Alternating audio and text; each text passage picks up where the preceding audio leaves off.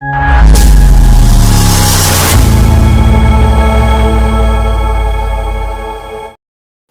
The Lord, जय मसीह की सालूम। प्रभु आप सभी को आशीष दे। आज का जो विषय हमने लिया है यह है परमेश्वर में विश्वास करने के बाद भी दुख परेशानी क्यों होती है।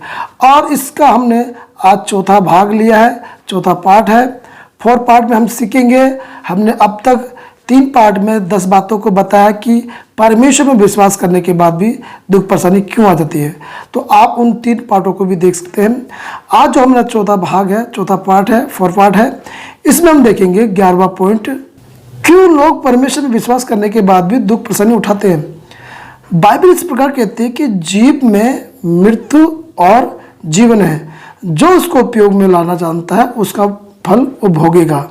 ये वचन नीति वचन के 18 अध्याय की इस पद में लिखा है। तो हम देखते हैं कि जो लोग अपने जीव का इस्तेमाल करते हैं, क्योंकि जीव में क्या है, मृत्यु और क्या है, जीवन है, जो उसका उपयोग करेगा वो उसका फल भुगता है। तो हम देखते हैं जीव के द्वारा अपने लिए नेगेटिव बात बोलना, अपने लिए नकारात्मक बात बोलना, जिसके कारण क्या होता है, आपके जीवन में बीमारियां, दुख या संकट या कष्ट या कई सारी प्रकार की विपत्तियां आ जाती हैं। क्योंकि बाइबल कहती है कि परमेश्वर ने सब चीज़ें जो बनाई हैं अपने मुख के वचन से। और जब यीशु मसीह की परीक्षा हो रही थी तो शैतान ने क्या बोला था कि तू कह दे पत्थर से कि वो क्या बन जाए, रोटियां।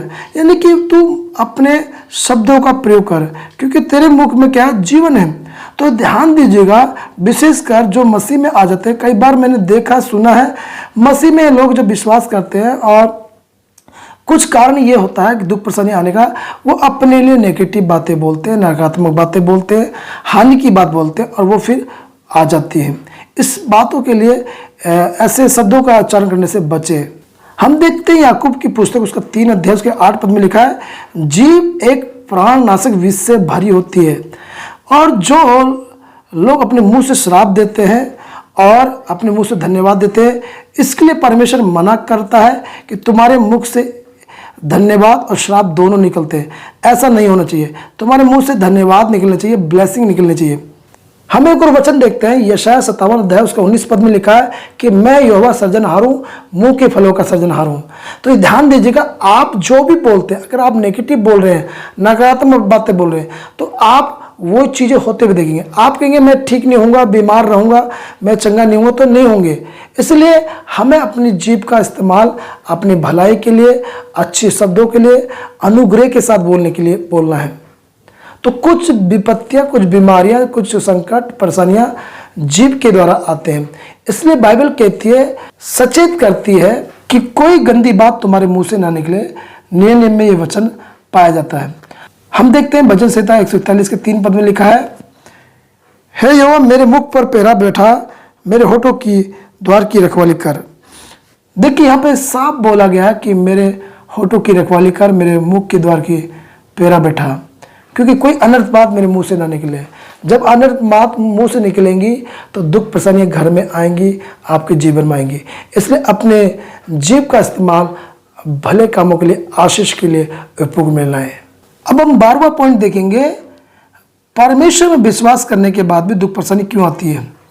ध्यान दीजिएगा, बाइबल में परमेश्वर ने कहा कि श्रापित है वो व्यक्ति जो परमेश्वर का काम आलस्य से करता है। यानी कि आलस्य आपके जीवन में दुख परेशानी को लाता है। तो बाइबल इसका समाधान बताती है कि हमें कैसे इस आलस्य से बचना है। नहीं तो अगर ये आलस्य आपके जीवन में रहेगा तो ये आपको कामयाब नहीं होने देगा, आपको सफल नहीं होने देगा। इसलिए बाइबल ये कहती है कि जवान को जवानी के दिनों में जुआ उठाना अवश्य है, उसके लिए भला है। इसलिए आलस्य से हमेशा दूर रहें, अपने आप को हमेशा हर बातों में एक्टिव रखें। हम देखते हैं नीति वचन उसका 10 अध्याय 4 पद में लिखा है, जो काम में ढिलाई करता है वह निर्धन हो जाता है। देखिए, जो आलस्य करता है वो क्या होगा, गरीबी में जाएगा, कंगालीपने में जाएगा, निर्धन हो जाएगा। और उसके कारण क्या होगा, दुख परेशानियां घर में होगी, क्लेश घर में होगा। तो इसलिए मसीह में आने के बाद तो हमें काम में ढिलाई नहीं करनी है, परंतु हमें अग्रसर होना है, एक्टिव होना और मेहनती होना है। हम एक और वचन पढ़ेंगे, नीति वचन उसका 24 अध्याय उसका 30 पद लेके 34 पद यहाँ पे लिखा है, मैं आलसी के खेत के पास से और निर्बुद्धि मनुष्य की दाख की बारी के पास से होकर जाता था। 31 पद, तो क्या देखा कि वहां सब कहीं कटीले पेड़ भर गए हैं और वह बिच्छू पौधों से ढक गई है और उसके पत्थर का बाड़ा गिर गया है। तब मैंने देखा, उस पर ध्यानपूर्वक विचार किया, हाँ मैंने देखकर शिक्षा प्राप्त करी। 33 पद, छोटी सी नींद, एक और झपकी, थोड़ी देर हाथ पे हाथ रख के और लेटे रहना। 34 पद, तब तेरा कंगालपन डाकू के समान और तेरी घटी हथियारबंद मनुष्य के समान आ पड़ेगी। देखिए यहाँ पर एक आलसी के खेत के विषय में बातचीत की जा रही है और इसको देखकर व्यक्ति समझ प्राप्त कर रहा है। आलसी के खेत में क्या है? कटीली झाड़ियां उगी पड़ी है।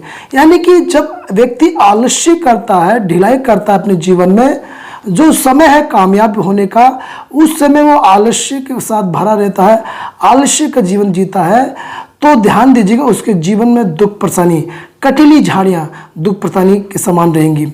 और लिखा है वो अपना बाड़ा गिरा देता है, यानी कि वो अपने जीवन को, भविष्य को बर्बाद कर बैठता है आलस्य के कारण। इसलिए मसीह में आने के बाद हमें आलस्य नहीं रहना है, हमें एक्टिव रहना है। अब हम देखेंगे 13वां पॉइंट, जादू मंत्र के द्वारा भी कोई अगर आपके जीवन में जादू मंत्र करता है और आप मसीह में आ चुके हैं, विश्वास में आ चुके हैं, और कोई आपसे जलन करता है या आपका विरोध करता है, आपको उठता हुआ देख रहा है, क्योंकि बाइबल के अनुसार आप परमेश्वर विश्वास करेंगे, सब चीज़ों में परमेश्वर आपको पूंछ नहीं सिर ठहरेगा, आशीर्वाद करेगा। तब कोई व्यक्ति, आप मनुष्य आपसे जलता है, चिढ़ता है, तो यदि वो जादू टोना करता है तो जादू टोना के द्वारा वो आपके घर में दुख परेशानियां, संकट को भेजेगा। तो बाइबल इस विषय में क्या कहती है हम देखेंगे। गिनती की पुस्तक उसका 23 अध्याय उसका 23 पद कहता है, नीचे कोई मंत्र याकूब पर नहीं चल सकता और इजराइल पर भावी कहना कोई अर्थ नहीं रखता, परंतु याकूब और इजराइल के विषय में अब यह कहा जाएगा कि ईश्वर ने क्या ही विचित्र काम किया है। हम एक और वचन पढ़ेंगे, भजन संहिता 91 अध्याय उसका 9 और 10 पद में लिखा है, हे यहोवा तू मेरा संस्थान ठहरा है, तूने जो परम प्रधान को अपना धाम मान लिया है, इसलिए कोई विपत्ति तुझ पे ना पड़ेगी, ना कोई दुख तेरे डेरे के निकट आएगा। अब देखिए यहाँ पे परमेश्वर के वचन, 2 वचन में हम देखते हैं, गिनती 23 में, निश्चय कोई मंत्र तंत्र याकूब पे नहीं चलेगा, ना भावी कहने वाला कोई उसका प्रभाव होगा, वो व्यर्थ होगा। और लिखा है कि परमेश्वर ने इजराइल के लिए कैसे विचित्र काम किए। और भजन संहिता 91 के 9 में हम देखते हैं कि यहाँ पर कह रहा है कि तूने जो परम प्रधान को अपना धाम मान लिया है, इसलिए कोई विपत्ति तुझ पे ना पड़ेगी, कोई दुख तेरे डेरे के निकट न आएगा। दुख का मतलब है कोई जादू टोना तुम्हारे घर पे नहीं आएगा। यदि तुमने परमेश्वर को अपना धाम मान लिया है, यदि परमेश्वर को सही रीति से तुमने ग्रहण किया है, आप मसीह में आगे विश्वास किया, परंतु आप प्रार्थना दुआ में ढीले हैं, आप वचन में बहुत ही कमजोर हैं, आप हल्का फुल्का रखते हैं, परमेश्वर में बद संगति में चले जाते हैं, परंतु जैसा आपको मसीह होना चाहिए, एक सच्चा विश्वास होना चाहिए, वैसा अगर आप नहीं है तो यकीनन मानिए जादू टोना किया जाएगा और उसका प्रभाव होगा। और यदि आप सच में उसको अपना धाम मान लिया है और आप सही रीति से परमेश्वर में, तो तब आपके जीवन से कोई भी आपके जीवन पर जादू मंत्र तंत्र करेगा, परंतु वो सफल नहीं होगा, वो कामयाब नहीं होगा, क्योंकि आपने परमेश्वर को अपना परम प्रधान धाम मान लिया है। इसलिए कोई विपत्ति, इसलिए कोई जादू टोना तुम्हारे ऊपर नहीं आएगा। और यदि आपने परमेश्वर को सच्चे हृदय से ग्रहण नहीं किया है, सच्चाई के मार्ग में सही से नहीं चल रहे हैं, तो हाँ, किसी का किया हुआ जादू टोना आपकी ज़िंदगी में बीमारी को, दुख को, कष्ट को ला सकता है और लाएगा। इसलिए इससे बचे, प्रभु के अधीन हो जाए। अब हम देखेंगे 14वां पॉइंट, 14 पॉइंट, कुछ दुख परेशानियां इसलिए भी आती हैं जिंदगी में, वो परमेश्वर की महिमा के लिए होती हैं, जिसमें परमेश्वर अपने मिरेकल प्रकट करे, अपने कामों को प्रकट करे, जिसमें परमेश्वर अपने लोगों को नज़दीक लेकर आए। तो कुछ दुख परेशानियां, रोग बीमारियां, कष्ट आपकी ज़िंदगी में इसलिए आते हैं, वो परमेश्वर की महिमा के लिए होते हैं, जिसमें आपका एक रिश्ता और घनिष्ठ होता है, जिसमें आप छटते हैं प्रभु के लिए, एक अच्छी डाली बनकर जो फल लाने वाली होती है, उसके समान प्रभु में बढ़ते हैं। हम देखेंगे भजन संहिता उसके 34 अध्याय उसके 19 पद में लिखा है, धर्मी पर बहुत सी विपत्ति पड़ती तो है, परंतु यहोवा उसको उन सब से मुक्त करता है। देखिए इस वचन में लिखा है कि धर्मी पे बहुत सी विपत्ति तो पड़ती है, परंतु यहोवा उस सब विपत्ति में से उसको छुड़ाता है, मुक्त करता है। यानी कि इस व्यक्ति पर, इस धर्मी पर एक नहीं बहुत सी विपत्ति पड़ती है, परंतु परमेश्वर क्या करता है, उन्हें छुड़ाता है। यानी कि ये सब विपत्ति क्यों पड़ रही है? विश्वास करने के द्वारा, धर्मी होने के कारण। तो आप जब परमेश्वर पर विश्वास करते हैं, प्रभु में विश्वास करने के बाद भी दुख परेशानी आ सकती है, आएगी, परंतु परमेश्वर उसमें से, सब में से आपको मुक्त करेगा, छुड़ाएगा। हम देखते हैं लूका का उसका 13 अध्याय उसके 10 पद से लेकर 17 पद तक। यहाँ पे एक कुबड़ी स्त्री है जिसको 18 साल से क्या है, एक दुष्ट आत्मा लगी है, जिसने कुबड़ा बना रखा है। परंतु प्रभु यीशु मसीह उस दिन उसको भवन में, परमेश्वर के आराधनालय में उसको ठीक करते हैं। बाइबल कहती है ये कुबड़ी किसी रीति से ठीक नहीं हो सकती, परंतु प्रभु यीशु मसीह ने उसे चंगा किया, उसे मुक्त किया उस विपत्ति से। तो ध्यान दीजिएगा, ये स्त्री भी परमेश्वर पे विश्वास करती थी, आराधना में आती थी।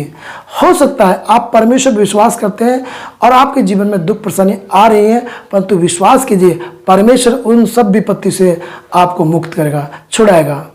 सो मैं विश्वास करता हूँ आज के वचन के द्वारा आपने बहुत सारी आशीष पाई होगी। इस वीडियो को लोगों तक शेयर करें, चैनल को सब्सक्राइब करें, लाइक करें और कमेंट करें, ताकि हम परमेश्वर के वचन को और भी लोगों तक पहुँचाते रहें, बताते रहें। जय मसीह की।